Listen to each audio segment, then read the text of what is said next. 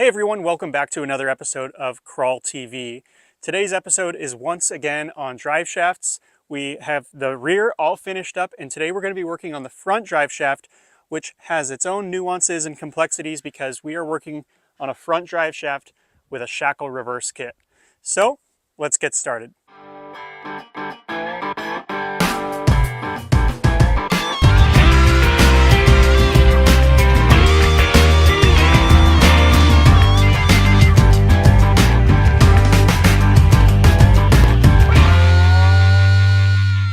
So like I mentioned, this is a front drive shaft video. We've already done the rear, and I'm going to jump back there and show you guys that pinion angle. That's where we left off in the last video, and I did get those U-bolts replaced. I did get those shims installed, and our pinion is at the correct angle. So I'll show you a quick video of that here in this clip, and you can see that that's all finished up, and we're moved on to the front now. Now the front is a little bit different than the rear. We're not working with a double cardan. This is a straight shaft. It's much simpler than the rear drive shaft was to explain, but it does have its own nuances and complexities because this Jeep has a Shackle Reverse kit. So right here is a 1979 Jeep CJ7 that we know as the high school Jeep. And this Jeep has come a long way in the 2 months that I've been working on it.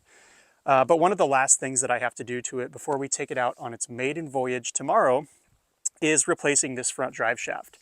So why am I making this video? If it's just a one-for-one replacement, there really shouldn't be anything to explain. But if you throw a Shackle Reverse kit onto a Jeep like this one has here, you actually add some complexity that then you have to take to your driveline person. In my case, it's Tom Wood's Drive Shafts. Their website is 4xshaft.com if you'd like to check them out. But they helped me figure out the drive shaft that I needed for this Jeep because it has a Shackle Reverse kit, and I'll explain what goes into that. So on a normal Jeep, you have a front axle that's moving down away from the transfer case, but those shackles are in the front, so it's also swinging back toward the transfer case. So in the up and down travel that front axle normally has, the drive shaft is moving in and out very little. However, when you have a reverse kit like this Jeep has, where there are no shackles in the front and the shackles are actually attached to the frame on the back side of these front leaf springs, when that front axle is traveling down away from the transfer case, it's also swinging out forward away from the transfer case. And this is called a double action. And when you have a double action setup, it's very beneficial for some driving characteristics, but it's very difficult for driveline characteristics. So I have a can of white spray paint that I brought out here. My plan is to mark this front drive shaft and then jack this thing up and suspend this front axle so that I can show you guys in kind of a simulated environment just how much this front drive shaft is extending out and in, and just a basic like up and down motion. Now that doesn't account for hanging your front tires over a ledge as you're crawling up something with torque applied to the front tires, or slamming down into a bump at full speed and pushing that axle backwards. There's a lot more motion that you're going to get out of driving that you can't simulate on a trailer. But even here in this static environment, we get quite a bit. So let's mark that drive shaft and we'll check that out.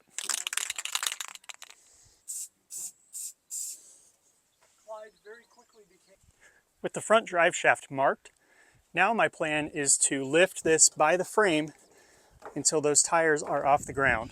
And make sure if you're going to do something like this, you chalk your rear wheels beforehand so that this doesn't roll away on you. But once we get those front tires suspended, which they are now, we can see that front drive shaft. Let's take a look at that. And here we are. You can see just in that basic lift on the frame, that drive shaft moved 2 inches out.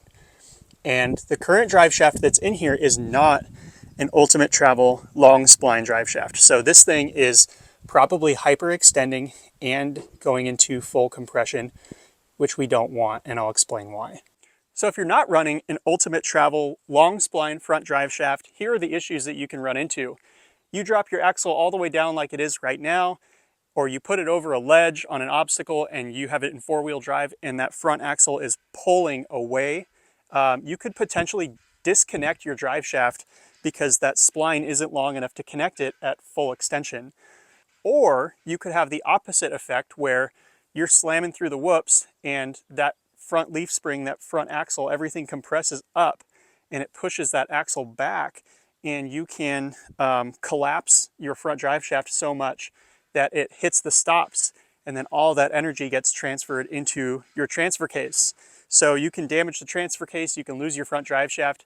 It's very important that if you're running a Shackle Reverse kit that you have the right drive shaft, and that's what this video is about. So we're going to go ahead and remove this front drive shaft that's in here, the one that we just painted, and then we'll unbox the Tom Woods Long Spline Ultimate Travel front drive shaft. And I'll explain the pros and cons of running this drive shaft, but also compare it to the current drive shaft that is not a long spline, and we'll see what the differences are and what the benefits are. Okay, so to make this a little easier on myself, I went ahead and locked one of my hubs so that there is a stop on this drive shaft. It's not going to spin all the way around. And with that kind of locked in, now I don't have to hold it in place as I remove these U-bolts.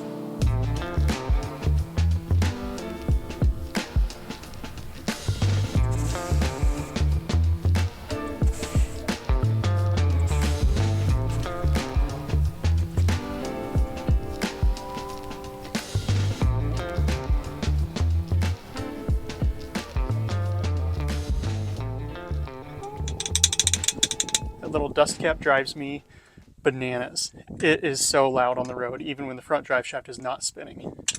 And that's kind of a funny story. There was a sticker on my dashboard that showed the shift pattern for the Dana 20, and it was wrong. So it showed that it was 2 high, 4 high, neutral, 4 low, when the shift pattern for the Dana 20 is actually 4 high, 2 high, neutral, 4 low. And so I was driving around thinking I was in 2-wheel drive, and I was actually in 4-wheel drive. So this drive shaft, which already moves like a ton, was also spinning just as fast as my rear drive shaft with the hubs unlocked. So it wasn't turning the front axle, but it was spinning like crazy, and it was rattling this dust cap, and I was like, oh my gosh, my front end is about to explode on this thing. And out comes that drive shaft. There we go. Like nothing.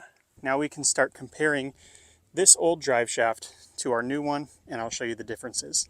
Okay, so let's open up this Tom Woods drive shafts package first. Ooh, it really is like Christmas morning when you get to open your new parts, especially when they've been custom made for you. Okay, let's get this junk out of the way and we'll start talking. All right, so now we have our 2 drive shafts. This is the Tom Woods drive shaft, and this is the drive shaft that came out of the Jeep. First appearance comparison. This one has a slip yoke in it that is in the middle of the shaft. And if you look at the Tom Woods drive shaft, you can see that there is a welded splined shaft, and it's at the very end of our drive shaft. So if our drive shaft telescopes out, it's going to telescope from this very end, whereas this one is telescoping in the middle. Second is we look at the size of these splines. This is an outer spline. It's going to be an 11-inch spline. This whole sleeve here is splined where we have our Zerk fitting to grease our splines. This is only splined, again, about 2.5 inches. We saw that our spline travel was 2 inches, so we didn't have a lot to hold on to when this thing was flying in and out of that, that splined sleeve end. On this one, these outer splines are massive, and this is what Tom Woods drive shaft calls their ultimate travel drive shaft. This is the kind of drive shaft that you need if you're going to have a significant amount of telescope and collapse on your drive shaft because you have a Shackle Reverse kit. So this is going to be our solution. This was obviously the problem that we're fixing. Other than that, these are both straight shafts. We have a single 1310 U-joint at either end. This will bolt right into place where that one came out of. But I wanted to give you guys a side-by-side comparison to show you just how long these splines are.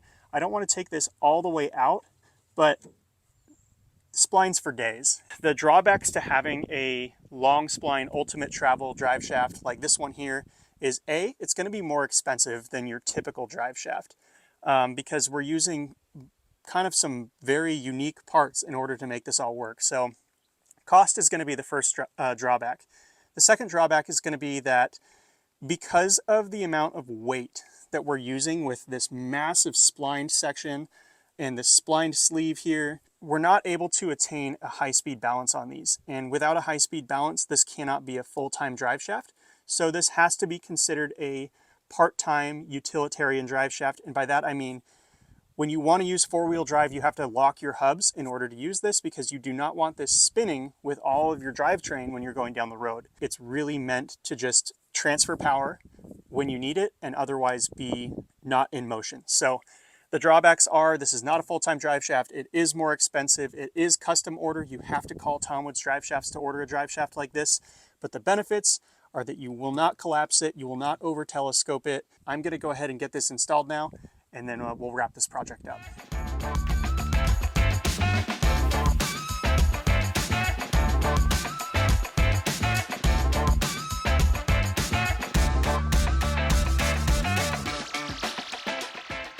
So that does it for this episode of Crawl TV. If you guys have any questions about the Tom Woods Ultimate Travel long spline front drive shafts, give them a call, send them a message. There are a lot of people that are at that business that will help you if you're looking to do something like this. If you have a Shackle Reverse kit, you need to look into something like this because it's imperative that you have the correct length of travel for your drive shaft because you're going to use a ton of it, as we just saw. We'll see you guys on the next episode, but in the meantime, here's just a teaser of this CJ7 actually off-roading in the desert at TDS. See you later.